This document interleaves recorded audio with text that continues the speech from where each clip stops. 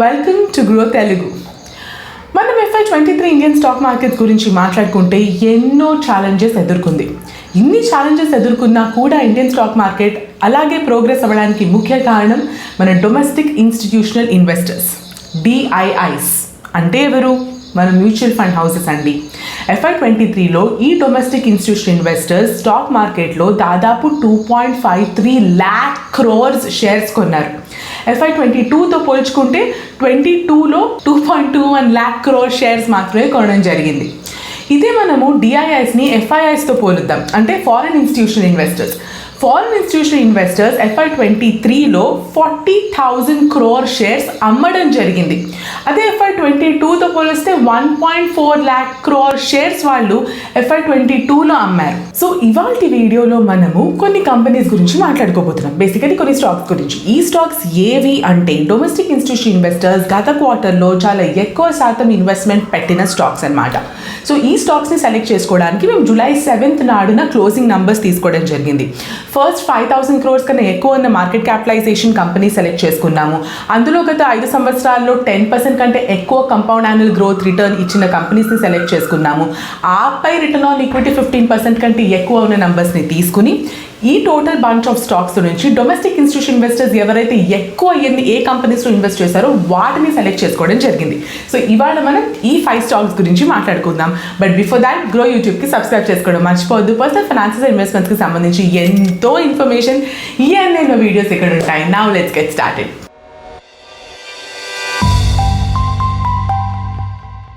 ఇవాళ మనం మాట్లాడుకోబోతున్న first company Uno Minda Limited. Minda Industries అని ఈ కంపెనీని ఒకప్పుడు అనేవాళ్ళు. ఈ కంపెనీ యూనో మిండా గ్రూప్కి చెందిన ఫస్ట్ ఫ్లాగ్షిప్ కంపెనీ. సో ఈ కంపెనీ ఏం చేస్తుంది అంటే రకరకాల ఆటో కాంపోనెంట్స్ని ఈ కంపెనీ మ్యానుఫ్యాక్చర్ చేస్తుంది. సో ఇవాళ వాళ్ళు a range of products manufacture చేస్తారు అంటే సీటింగ్ సెగ్మెంట్స్ ఉన్నాయి, acoustics, alloys, die casting and automatic switches and lighting సెగ్మెంట్స్లో కూడా ఈ కంపెనీ తమ ప్రోడక్ట్స్ని మ్యానుఫ్యాక్చర్ చేస్తుంది. యూనో మిండా కంపెనీలో డొమెస్టిక్ ఇన్స్టిట్యూషన్ ఇన్వెస్టర్స్ March 23 క్వార్టర్లో తమ స్టేక్ని 2.64%కి పెంచుకున్నారు. ఈ కంపెనీ గురించి ఒక మోస్ట్ ఇంట్రెస్టింగ్ ఫ్యాక్ట్ ఏంటంటే ఈ కంపెనీ ఎన్ని బిజినెస్ చేసినా, ఎన్ని బిజినెస్ సెగ్మెంట్స్లో ఉన్నా, ఎన్ని ప్రోడక్ట్స్ అండ్ మార్కెట్స్ని కేటర్ చేసినా అన్నిట్లోనూ నంబర్ 1 పొజిషన్లో ఉంది. ఫర్ ఎగ్జాంపుల్ వీళ్ళ స్విచ్చింగ్ సిస్టమ్ గురించి మాట్లాడుకుంటే దాదాపు వీళ్ళకి 11 మ్యానుఫ్యాక్చరింగ్ యూనిట్స్ ఉన్నాయి అండ్ 2-wheeler అండ్ 4-wheeler రెండు సెగ్మెంట్స్లోనూ ఈ కంపెనీ నంబర్ 1. నెక్స్ట్ హార్న్స్ బిజినెస్కి వస్తే ఇండియాలోనే నంబర్ 1 పొజిషన్ ఉంది కంపెనీకి అండ్ గ్లోబలీ జస్ట్ నంబర్ 2 పొజిషన్లో ఉంది కంపెనీ. ఆటోమేటివ్ లైటింగ్ సెగ్మెంట్లో చూసినా ఇది ఇండియాలో largest player and almost 8 manufacturing units ఈ కంపెనీకి ఉన్నాయి. మనం అలాయ్ వీల్స్ సెగ్మెంట్ గురించి మాట్లాడుకున్న కంపెనీ అందులో మార్కెట్ లీడరే. బేసికలీ ప్యాసింజర్ వెహికల్ సెగ్మెంట్లో అయితే కంపెనీకి 10 మ్యానుఫ్యాక్చరింగ్ యూనిట్స్ ఉన్నాయి అండ్ ఇదే అలాయ్ వీల్స్ సీటింగ్ సెగ్మెంట్ గురించి మాట్లాడుకుంటే commercial vehicles such as buses కేటగిరీలో కూడా కంపెనీ మార్కెట్ లీడరే and all over the world basically 6 manufacturing units ఈ కంపెనీకి ఉన్నాయి. సో ఈ కంపెనీకి ఇన్ని సోర్సెస్ ఆఫ్ రెవెన్యూస్ ఉండగా ఏ సోర్స్ ఆఫ్ రెవెన్యూ ఎంత కాంట్రిబ్యూట్ చేసింది అన్న విషయానికి వస్తే FY23లో స్విచ్చింగ్ బిజినెస్ నుంచి 29% రెవెన్యూ వస్తే 23% రెవెన్యూ లైటింగ్ బిజినెస్ నుంచి వచ్చింది, 7% అకౌస్టిక్స్ నుంచి వచ్చింది and 9% revenue seating vehicle segment నుంచి వచ్చింది అండ్ 19% వీల్ కాస్టింగ్ సెగ్మెంట్ నుంచి వచ్చింది. సో బేసికలీ యూనో మిండా కంపెనీకి ఇన్ని రకాల ఇండస్ట్రీస్, ఇన్ని రకాల ప్రోడక్ట్స్ అండ్ ఇన్ని రకాల మార్కెట్స్కి ఎక్స్పోజర్ కలిగి ఉన్నందువలన ఏదైనా ఒక్క ప్రోడక్ట్ వైజ్ కానీ, కస్టమర్ వైజ్ కానీ, సెగ్మెంట్ వైజ్ కానీ కాన్సన్ట్రేషన్ రిస్క్ అనేది చాలా తక్కువ. కానీ ఒకటి గమనించాల్సింది ఏంటంటే you know Minda companies 83% revenue domestic market నుంచి అంటే ఇండియా నుంచే వస్తుంది. సో ఇండియన్ ఎకానమీ కానీ, ఇండియన్ ఇండస్ట్రీస్కి సంబంధించిన ఎటువంటి సైక్లికల్ ఇష్యూస్ ఏమున్నా కానీ ఈ కంపెనీకి డైరెక్ట్ హిట్ ఏర్పడుతుంది. అండ్ ఈ కంపెనీ మేజర్గా ఆటో సెక్టర్కి తమ కాంపోనెంట్స్ని అందిస్తుంది కాబట్టి ఆటో సెక్టర్లో ఉన్న సైక్లికాలిటీ ఇష్యూస్ కానీ, ఆ ఇండస్ట్రీకి ఉన్న ప్రెషర్స్ ఏమున్నా కూడా మనకి యూనో మిండా సేల్స్ మీద డైరెక్ట్ హిట్ పడుతుంది. మనం ఇంతకు ముందు కూడా మాట్లాడుకున్నాం, రష్యా యుక్రెయిన్ వార్ జరిగినప్పుడు semi conductor chips globally shortage పడింది. సో దీనివల్ల వాటి కాస్ట్ చాలా పెరిగింది. దాంతోపాటు ఇన్పుట్ కాస్ట్ పెరిగాయి, రా మెటీరియల్ కాస్ట్ పెరిగాయి అండ్ ఎంటైర్ ఆటో సెక్టర్లో ఇండస్ట్రియల్ వాల్యూ చైన్ ఏదైతే ఉందో అది చాలా ఎఫెక్ట్ అయింది. సో ఇట్లాంటి ఏ ఇష్యూస్ జరిగినా కూడా మనకు అది యూనో మిండా ఇండస్ట్రీస్ యొక్క సేల్స్ మీద డైరెక్ట్ ఎఫెక్ట్ కనిపిస్తుంది. సో ఇప్పుడు మనము యూనో మిండా కంపెనీకి సంబంధించిన కొన్ని కీ ఫైనాన్షియల్ మెట్రిక్స్ తమ ఇతర పియర్స్తో కంపేర్ చేసి చూద్దాం. సో ఈ కంపెనీకి ఎటువంటి పియర్స్ ఉన్నారు అంటే యూనో మిండాకు ఉన్న peers Lumax Auto Technologies and Fiem Industries. PE విషయానికి వస్తే Uno Minda Lumax and Fiem ఇద్దరిని బీట్ చేసింది. సో యూనో మిండా పిఈ 50కి ట్రేడ్ అవుతుంటే ల్యూమాక్స్ది జస్ట్ 34 అండ్ ఫిఎంది 16 ఉంది. సేల్స్ విషయంలో కూడా యూనో మిండా సేల్స్ ఇతర 2 కంపెనీస్ని బాగానే బీట్ చేసిందని చెప్పుకోవచ్చు. కానీ రిటర్న్ లాస్ట్ 1 year రిటర్న్ విషయానికి వస్తే ల్యూమాక్స్ ఆటో టెక్నాలజీస్ 93% రిటర్న్ ఇస్తే యూనో మిండా 20% రిటర్న్ ఇచ్చింది అండ్ ఫిఎం ఇండస్ట్రీస్ 31% రిటర్న్ ఇచ్చింది. ఇప్పుడు మనం స్క్రీన్ మీద గత 5 సంవత్సరాలుగా ఈ 3 కంపెనీస్ యొక్క కీ ఫైనాన్షియల్ మెట్రిక్స్ ఎలా ఉన్నాయన్నది చూద్దాం. మనం కనుక అబ్జర్వ్ చేస్తే యూనో మిండా ఇతర 2 కంపెనీస్ని కూడా అన్ని విషయాల్లోనూ బీట్ చేసిందని చెప్పుకోవాలి. మన లిస్ట్లో మాట్లాడుకోబోతున్న next company Dixon Technologies India Limited. డిక్సాన్ని బేసికలీ ఇండియాలో ఒక smart phone manufacturer, exporter, substitute అని ఈజీగా చెప్పుకోవచ్చు. ఈ కంపెనీ ఏం చేస్తుంది అంటే design focused electronic solutions provide చేస్తుంది. అంటే బేసికలీ ఈ కంపెనీ స్మార్ట్ ఫోన్స్ మ్యానుఫ్యాక్చరర్ అనమాట. స్మార్ట్ ఫోన్స్తో పాటు ఈ కంపెనీ వివిధ రకాల హోమ్ అప్లయన్సెస్ని, సీసీటీవీస్ని, మెడికల్ ఎక్విప్మెంట్స్ని అండ్ లైటింగ్ సొల్యూషన్స్ని ప్రొవైడ్ చేస్తుంది. అండ్ డిఐఎస్ మార్చ్ 23లో ఈ కంపెనీలో తమ స్టేక్ని 4.84%కి పెంచుకున్నారు. ఈ కంపెనీకి మ్యానుఫ్యాక్చరింగ్ యూనిట్స్ నోయిడాలో ఉన్నాయి, డెహ్రాడూన్ అండ్ మన తిరుపతిలో కూడా ఉన్నాయి. ఇవి మాత్రమే కాకుండా డిక్సాన్ రిపేర్ అండ్ రీఫర్బిష్మెంట్ సెగ్మెంట్లో ఎన్నో రకాల home appliances, digital and electronic items such as set top boxes, smart టీవీస్ని కూడా రిపేర్ చేసి, రీఫర్బిష్ చేసి మళ్ళీ మార్కెట్లో అమ్మే సెగ్మెంట్లో కూడా పనిచేస్తుంది. ఈ కంపెనీకి basically 2 different types of operating models ఉన్నాయి. ఒకటి ఓఈఎం అయితే ఇంకోటి ఓడిఎం. ఓఈఎం అంటే ఒరిజినల్ ఎక్విప్మెంట్ మ్యానుఫ్యాక్చర్ అండ్ ఓడిఎం అంటే ఒరిజినల్ డిజైన్ మ్యానుఫ్యాక్చర్. ఓఈఎం సెగ్మెంట్లో ఈ కంపెనీ తమ మ్యానుఫ్యాక్చర్ చేసే ప్రోడక్ట్స్ని ఖుద్ ఇన్హౌజెడ్ R&D చేస్తుంది. రీసెర్చ్ చేసి తమ డిజైన్ ఫెసిలిటీస్ వాడి ప్రోడక్ట్ని డిజైన్ చేసి finally end to end product కూడా వాళ్ళు తమ ఫ్యాక్టరీస్లోనే మ్యానుఫ్యాక్చర్ చేసే ఫెసిలిటీస్ ఈ కంపెనీకి కలిగి ఉన్నాయి. FY23లో కనుక మనం మాట్లాడుకుంటే ఈ కంపెనీకి 726 crores ఆపరేటింగ్ యాక్టివిటీస్ నుంచి క్యాష్ వచ్చింది అని అర్థం. ఇంతగానం క్యాష్ వీళ్ళకి ఎలా జనరేట్ చేయగలిగారు అంటే బేసికలీ ఈ ఇయర్లో ఈ కంపెనీ యొక్క టీమ్స్ మొత్తం కూడా వాళ్ళ cash conversion cycle and working capital management పై మాత్రమే ఫోకస్ చేశారు. సో ఈ కంపెనీకి వర్కింగ్ క్యాపిటల్ డేస్ నెగటివ్ అంటే -2 days ఉందని చెప్తే మీరు ఆశ్చర్యపోతారు. -2 days వర్కింగ్ క్యాపిటల్ ఇంత తక్కువ ఉండడం అంటే అర్థం ఈ కంపెనీ ఏదైతే సేల్స్ చేస్తుందో, ఆపరేషన్స్ చేస్తుందో ఆ ఆపరేషన్స్ నుంచి క్యాష్ చాలా క్విక్గా, చాలా తొందరగా కంపెనీలోకి క్యాష్ వచ్చేస్తుంది.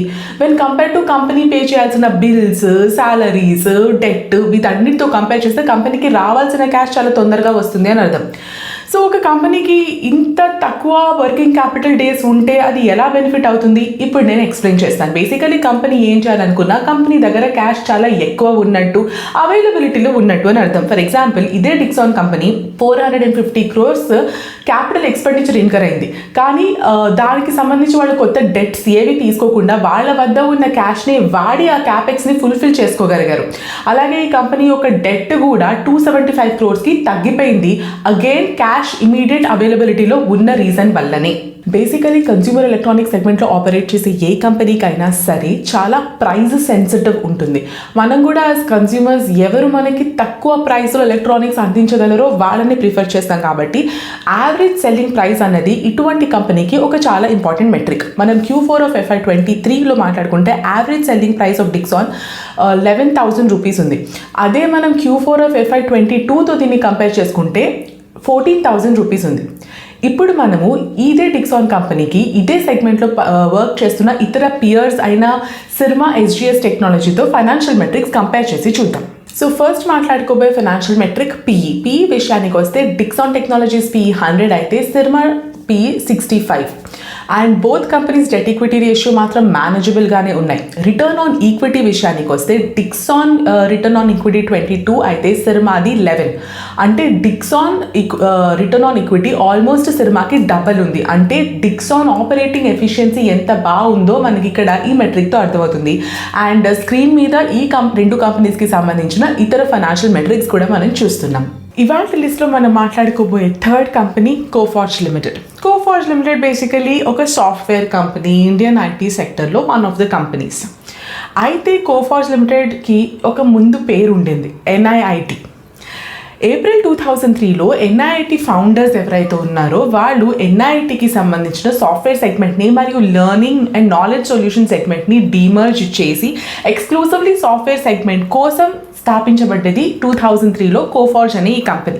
ఈ కంపెనీకి గ్లోబల్లీ ఎన్నో క్లయింట్స్ ఉన్నారు, such as British Airways, Sabre Corporation, SCI Investments, ING Group కూడా కోఫార్జ్ యొక్క క్లయింటే. అండ్ ఈ కంపెనీకి USA, Australia, Singapore, Germany, Thailand లాంటి వివిధ దేశాల్లో కూడా సబ్సిడరీస్ ఉన్నాయి. ఈ కంపెనీ టోటల్ రెవెన్యూ సెగ్మెంట్ వైజ్ కనుక మనం డివైడ్ చేసి మాట్లాడుకుంటే 31% revenue banking and financial segment నుంచి వస్తుంది, 23% రెవెన్యూ ఇన్సూరెన్స్ సెక్టర్ నుంచి వస్తుంది, 19% రెవెన్యూ TTH అనగా travel, transportation and hospitality segment నుంచి వస్తుంది, అండ్ బ్యాలెన్స్ 28% రెవెన్యూ ఇతర వేరే వేరే సెక్టర్స్ నుంచి వస్తాయి. మార్చ్ 23 క్వార్టర్కి మన డొమెస్టిక్ ఇన్స్టిట్యూషనల్ ఇన్వెస్టర్స్ ఈ కంపెనీలో తమ స్టేక్ని 5.47%కి పెంచడం జరిగింది. కోఫార్జ్ కంపెనీ విషయానికి ఒక వెరీ ఇంట్రెస్టింగ్ కాన్సెప్ట్ ఉంది. ఏంటంటే ఈ కంపెనీ ఇయర్ ఆన్ ఇయర్ కొత్త క్లయింట్స్ని పెంచుకుంటూనే పోతుంది. FY23 విషయానికి వస్తే 1 ఇయర్లో ఈ కంపెనీ 44 న్యూ క్లయింట్స్ని యాడ్ చేయడం జరిగింది. తద్వారా $1265 million రెవెన్యూ ఈ కంపెనీ పెంచుకోవడం జరిగింది. అండ్ గత 6 సంవత్సరాలుగా చూస్తే కొత్త క్లయింట్స్ నుంచి వచ్చే రెవెన్యూ ఈ కంపెనీకి ఇయర్ ఆన్ ఇయర్ 18.5% పెరుగుతూనే ఉంది. ఇలా ఎప్పుడైతే ఒక కంపెనీ కొత్త క్లయింట్స్ని యాడ్ చేసుకుంటూ వెళ్తుందో అప్పుడు టాప్ క్లయింట్ రెవెన్యూ కాన్సన్ట్రేషన్, అంటే అతి తక్కువ క్లయింట్స్తో చాలా ఎక్కువ శాతం రెవెన్యూ జనరేట్ చేసే ప్రాసెస్ అండ్ ఫినామినా ఏదైతే ఉందో అది తగ్గిపోతూ వస్తుంది. FY17లో టాప్ క్లయింట్ రెవెన్యూ కాన్సన్ట్రేషన్ కోఫార్జ్కి 45% ఉంటే FY23కి వచ్చేసరికి అది 35%కి తగ్గిపోయింది. కోఫార్జ్కి ప్రస్తుతం ఉన్న స్ట్రాంగ్ గ్రోత్ గురించి అయితే మనకు అర్థమైంది, కానీ ఇదే గ్రోత్ ఫ్యూచర్లో కూడా కంటిన్యూ అవుతుందా లేదా అనేది క్వశ్చన్ మార్క్. ఎందుకు అంటే బేసికల్లీ ఈ కంపెనీకి మనం ఇందాక మాట్లాడుకున్నట్టు 31% revenue banking and financial services నుంచి వస్తుంది.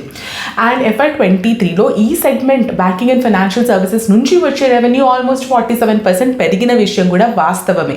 కానీ మేనేజ్మెంట్ ప్రకారంగా ఈ యొక్క సెగ్మెంట్ ఏదైతే బ్యాంకింగ్ అండ్ ఫైనాన్షియల్ సర్వీసెస్ ఉందో అది గ్లోబల్ లెవెల్లో చాలా ప్రెషర్లో ఉంది. రైజింగ్ కాస్ట్, ఎకనామిక్ చేంజెస్ ఏవైతే గ్లోబల్ లెవెల్లో జరుగుతున్నాయో దాని కారణంగా ఈ సెగ్మెంట్ నుంచి వచ్చే రెవెన్యూ కాస్త తగ్గొచ్చు అని మేనేజ్మెంట్ ఎస్టిమేట్ చేస్తున్నారు. ఇప్పుడు Coforge Limited company financial metrics తన పియర్ అయిన పర్సిస్టెంట్ సిస్టమ్స్తో కంపేర్ చేసి చూద్దాం. సో ఫైనాన్షియల్ మెట్రిక్స్ గురించి మాట్లాడుకున్నట్లయితే first valuation in terms of PE both Coforge and Persistent Systems రెండు ఆల్మోస్ట్ సిమిలర్ ఉన్నాయి. అలాగే sales growth as well as return on equity కూడా రెండు కంపెనీస్ సిమిలర్గా పర్ఫామ్ చేస్తున్నాయి. బట్ స్టాక్ మార్కెట్స్ గ్రోత్ విషయానికి వస్తే మాత్రం పర్సిస్టెంట్ సిస్టమ్స్ కోఫార్జ్ని బీట్ చేసిందని చెప్పుకోవచ్చు. ఏదైనా సాఫ్ట్వేర్ సెక్టర్లో ఉన్న కంపెనీస్ని మెజర్ చేయాలి అంటే మనకి రెగ్యులర్ మెట్రిక్స్ కాకుండా రెండు యూనిక్ మెట్రిక్స్ ఉంటాయి. ఒకటి అట్రిషన్ రేట్ అండ్ ఇంకొకటి DSO అంటే డే సేల్స్ అవుట్ స్టాండింగ్. ఇవేంటి? ఇది నేను చెప్పను, మీకు మీరే ఈ వీడియో చూశాక స్వతహాగా గూగుల్కి వెళ్ళి ఈ కాన్సెప్ట్స్ అంటే ఏంటో నేర్చుకుని కింద కామెంట్ సెక్షన్లో చెప్పండి. ఎప్పుడు యూనిలాటరల్గా నేనే చెప్తా పోతే మీకు మీరు ఎక్కడ రీసెర్చ్ చేయడం నేర్చుకుంటారు? బట్ సింపుల్గా చెప్పాలంటే ఏదైనా సాఫ్ట్వేర్ కంపెనీకి అట్రిషన్ రేట్ కానీ DSO కానీ ఎంత తక్కువ ఉంటే అంత మంచిది. సో స్క్రీన్ మీద చూస్తున్నట్లయితే ఈ రెండు మెట్రిక్స్ ప్రకారంగా అట్రిషన్ రేట్ కోఫార్జ్ది బెటర్ ఉంది అండ్ పర్సిస్టెంట్ సిస్టమ్స్ది DSO 61 days లెవెల్లో బెటర్ ఉంది. సో మన లిస్ట్లో 4th company Sona BLW precision forgings Limited, షార్ట్లో సోనా BLW. ఈ కంపెనీ ఏం చేస్తుంది? Automatic systems and automotive components ఈ కంపెనీ మ్యానుఫ్యాక్చర్ చేస్తుంది. అండ్ మ్యానుఫ్యాక్చర్ మాత్రమే కాదు, ఇన్ హౌస్ డిజైనింగ్ కూడా చేస్తుంది. ఎన్నో రకాల అసెంబ్లీస్, గేర్స్ అండ్ ఎన్నో రకాల వెహికల్ కేటగిరీస్కి ఈ కంపెనీ హైబ్రిడ్ మోటార్స్ మ్యానుఫ్యాక్చర్ చేసేస్తుంది. ఇవి మాత్రమే కాకుండా బెల్ట్ స్టార్టర్ సెగ్మెంట్లో ఈ కంపెనీ వర్క్ చేస్తుంది. అండ్ అలాగే ఎలక్ట్రిక్ వెహికల్కి సంబంధించి ట్రాక్షన్ మోటార్స్ కూడా ఈ కంపెనీ మ్యానుఫ్యాక్చర్ చేస్తుంది. మార్చ్ 23 క్వార్టర్కి డొమెస్టిక్ ఇన్స్టిట్యూషనల్ ఇన్వెస్టర్స్ ఈ కంపెనీలో తమ షేర్ని 6.9%కి పెంచడం జరిగింది. యాక్చువల్లీ సోనా BLW కంపెనీ గురించి మేము మా FII వీడియోలో ఇన్ డీటెయిల్ అనాలిసిస్ చేస్తున్నాము. ఆ వీడియో కింద డిస్క్రిప్షన్ బాక్స్లో లింక్ పెట్టడం జరిగింది. సో సోనా BLW గురించి పూర్తి ఇన్ఫర్మేషన్ మీకు ఆ వీడియోలోనే కనిపిస్తుంది. మన లిస్ట్లో ఉన్న next company Kirloskar Oil engines limited. Kirloskar group కి సంబంధించిన ఫ్లాగ్షిప్ కంపెనీస్ లో ఇది ఒకటి, Kirloskar Oil engines limited.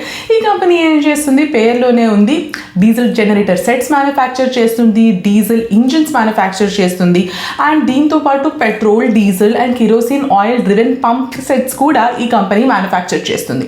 March 2023 quarter నాటికి డొమెస్టిక్ ఇన్స్టిట్యూషన్ ఇన్వెస్టర్స్ ఈ కంపెనీలో తమ స్టేక్ ని 13.29% కి పెంచుకున్నారు. కిర్లోస్కర్ ఆయిల్ ఇంజిన్స్ లెవెల్లో ఆపరేట్ చేస్తుంది అనడానికి ద మోస్ట్ ఈజియెస్ట్ మెజర్ ఏంటి అంటే, ప్రపంచవ్యాప్తంగానే అతి పెద్ద జెన్సెట్ మ్యానుఫ్యాక్చరర్స్ వీళ్ళు. జెన్సెట్ అంటే ఎలక్ట్రికల్ పవర్ జనరేటర్ సెట్స్ అనమాట. యాక్చువల్లీ 2017లో ఈ కంపెనీ ఎలక్ట్రికల్ పంప్ సెట్ మార్కెట్లో కూడా ఎంటర్ అయింది. వాళ్ళు ఎంటర్ అవ్వలేదు. ఎలక్ట్రికల్ పంప్ సెట్ మార్కెట్లో లాగజార్ మెషినరీస్ అనే ఇంకొక కంపెనీలో major stake Kirloskar oil and engines acquire చేసి ఈ కంపెనీలో ఎంటర్ అయింది. అండ్ 2022 నాటికి పూర్తి స్టేక్ కూడా అక్వైర్ చేయడం జరిగింది. ఈ లాగజార్ మెషినరీస్ ప్రైవేట్ లిమిటెడ్ ఏదైతే ఉందో అది కిర్లోస్కర్ బిజినెస్కి ఒక ఎక్సలెంట్ సపోర్ట్ సిస్టమ్గా మారింది. 2023లో హైయెస్ట్ ఎక్స్పోర్ట్ సేల్ రెవెన్యూ వీళ్ళు బుక్ చేశారు. ఇది మాత్రమే కాకుండా గుజరాత్ ఇండస్ట్రియల్ డెవలప్మెంట్ కార్పొరేషన్తో లాగజార్ మెషినరీస్ ఒక 145 crores MOU కూడా సైన్ చేశారు తమ కొత్త ప్లాంట్ని గుజరాత్లో సెటప్ చేయడానికి. సో ఇది లాగజార్ మెషినరీస్ యొక్క అచీవ్మెంట్ అయినా, since the company is held by Kirloskar, ఇది కిర్లోస్కర్కి ఒక కన్సాలిడేటెడ్ లెవెల్లో ఒక పాజిటివ్ ఇంపాక్ట్ అయితే ఖచ్చితంగా పడింది. కిర్లోస్కర్ ఆయిల్ అండ్ ఇంజిన్స్ తమ టర్నోవర్ని FY22లో ఉన్న 3250 crores నుంచి FY25 కల్లా 6500 crores టచ్ అవ్వాలి అని టార్గెట్ పెట్టుకున్నారు. దీన్నే 2 times in 3 years స్ట్రాటజీ అంటారు. ఇది మాత్రమే కాకుండా వాళ్ళ ఎబిటా మార్జిన్స్ కూడా ప్రస్తుతం ఉన్న 8.4% నుంచి double digit level bench mark touch అవ్వాలని వాళ్ళు టార్గెట్ పెట్టుకున్నారు. సో దీనికోసం కనిపించిన ప్రతి ఆపర్చునిటీని వాళ్ళు వదలట్లేదు. మార్కెట్లో తమ షేర్ మ్యాక్సిమం పెంచుకోవడానికి ట్రై చేస్తున్నారు. ఈ ప్రాసెస్లోనే భాగంగా తమ ఎక్స్పోర్ట్ సేల్స్ పై మళ్ళీ ఫోకస్ పెట్టారు Kirloskar Oil engines. Year on year 50% export turnover ఖచ్చితంగా పెరగాలి అన్న టార్గెట్తో వాళ్ళు ఆపరేట్ చేస్తున్నారు. కిర్లోస్కర్ బిజినెస్కి ఉన్న ఒక major exposure end user cyclicality. అంటే బేసికలీ ఈ కంపెనీ మ్యానుఫ్యాక్చర్ చేసే ఏ ప్రోడక్ట్ అయినా సరే తమ ఎండ్ యూజర్స్కి క్యాపిటల్ ఎక్స్పెండిచర్ అవుతుంది. సో వీళ్ళ సేల్స్ ఎలా పెరుగుతాయి అన్నది వాళ్ళ కస్టమర్స్ పెట్టుబడి పెట్టగల క్యాపిటల్ ఎక్స్పెండిచర్ పైన పూర్తిగా ఆధారపడి ఉంటుంది. అందుకే వీళ్ళ ప్రాఫిట్స్ కూడా చూస్తే ఫ్లాటిష్ ఉన్నాయి ఓవర్ ద ఇయర్స్, కాస్త తగ్గాయి కూడా. కానీ ఈ ప్రాఫిట్లో జరిగిన రిడక్షన్ ప్యూర్లీ సేల్స్కి మనం డైరెక్ట్గా అలొకేట్ చేయలేము. ఎందుకంటే ఈ కంపెనీ ఓవర్ డ్యూ రిసీవబుల్స్కి గాను 28 crores ప్రొవిజన్ అన్నది క్రియేట్ చేయడం జరిగింది. దానివల్ల కూడా ఈ ప్రాఫిట్స్ హిట్ అయిన ఛాన్సెస్ ఉన్నాయి. ఇప్పుడు మనము Kirloskar Oil Engines company financial మెట్రిక్స్ని పియర్ కంపారిజన్ చేసి చూద్దాం. పియర్ కంపారిజన్ కోసం మనం ఎంచుకున్న కంపెనీ క్యూమెన్స్ ఇండియా. వాల్యుయేషన్ పరంగా చూస్తే కిర్లోస్కర్ చాలా అండర్ వాల్యూడ్ అని మనకు కనిపిస్తుంది. అండ్ రిటర్న్ ఆన్ ఈక్విటీ పరంగా కనుక మనం చూసినట్లయితే క్యూమెన్స్ రిటర్న్ ఆన్ ఈక్విటీ 22% ఉన్నందువలన ప్రాఫిటబిలిటీ క్యూమెన్స్ది ఎక్కువ ఆపరేటింగ్ ఎఫిషియన్సీతో పనిచేస్తుంది అని మనకు అర్థమవుతుంది. కిర్లోస్కర్ యొక్క డెట్ ఈక్విటీ రేషియో క్యూమెన్స్ కన్నా ఎక్కువ ఉంది at 1.41. 1 year CAGR చూస్తే మనకి కిర్లోస్కర్ ఎక్కువ రిటర్న్ ఇచ్చినట్టుంది, కానీ 5 year CAGR చూస్తే మాత్రం క్యూమెన్స్ నుంచి ఎక్కువ రిటర్న్ వచ్చినట్టుంది. సో ఇవంటి డొమెస్టిక్ ఇన్స్టిట్యూషన్ ఇన్వెస్టర్స్ తమ స్టేక్ని పెంచుకుంటూ వచ్చిన మన ఇండియన్ స్టాక్ మార్కెట్లో 5 కంపెనీస్ గురించి అనాలిసిస్. ఈ వీడియోలో మనం కవర్ చేసిన కంపెనీస్లో ఎన్ని మీ పోర్ట్ఫోలియోలో ఆల్రెడీ ఉన్నాయో కింద కామెంట్ సెక్షన్లో పెట్టండి.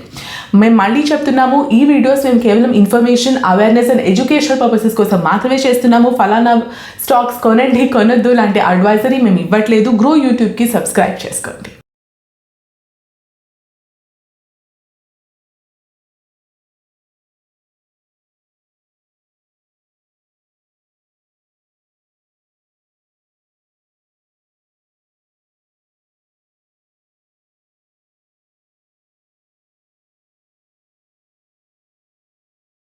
Investment in securities market are subject to market risks. Read all the related documents carefully before investing. Please read the risk disclosure documents carefully before investing in equity shares, derivatives, mutual fund, and or other instruments traded on the stock exchanges.